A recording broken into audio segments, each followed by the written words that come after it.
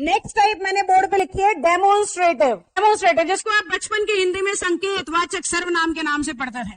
अब संकेत का मतलब होता है जी पॉइंटिंग आउट समवन और समथिंग। संकेत का मतलब है किसी की तरफ इशारा करते हुए उसके बारे में कुछ कहना। तो इंग्लिश कह रही है अगर आपने डेमोन्स्ट्रेट करना है तो इन 4 शब्दों की जरूरत आपको सबसे ज्यादा पड़ेगी इंग्लिश में। अगर किसी चीज को पॉइंट आउट कर रहे हो तो कौन से 4 शब्द हैं पढ़िए।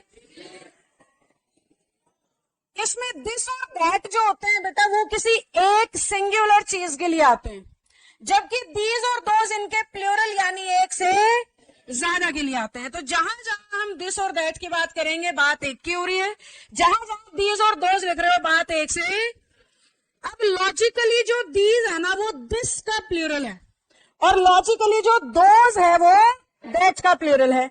अब दिस और दैट में क्या डिफरेंस है, दिस आएगा या दीज आएगा तो सिर्फ वही आएगा जहां चीजें आपके बहुत नजदीक हैं, आपके पास हैं, जबकि दैट और दोज सिर्फ वहां आएंगे जहां आपको काफी दूर कुछ दिखाना पड़ रहा है। अगर मैं पहली बेंच के बच्चों की बात करना चाहती हूं तो मेरे लिए ये दीज है और आखिरी बेंच मेरे लिए दोज है। पहले बेंच का कोने वाला बच्चा मेरे लिए दिस है और आखिरी बेंच का कोने वाला बच्चा मेरे लिए दैट है।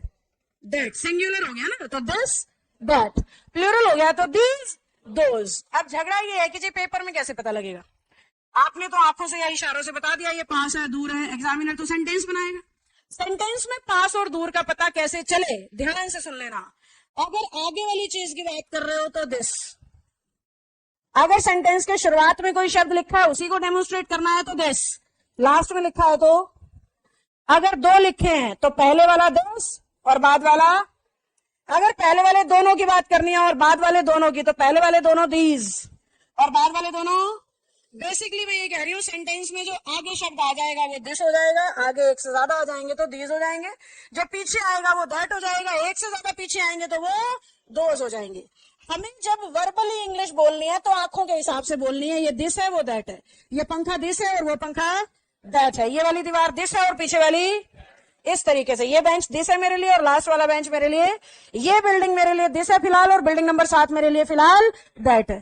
समझ में आया कि नहीं आया।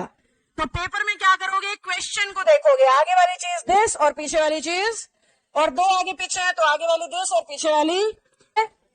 अब चलती हूं मैं, बाय सभी को, खुश रहिए।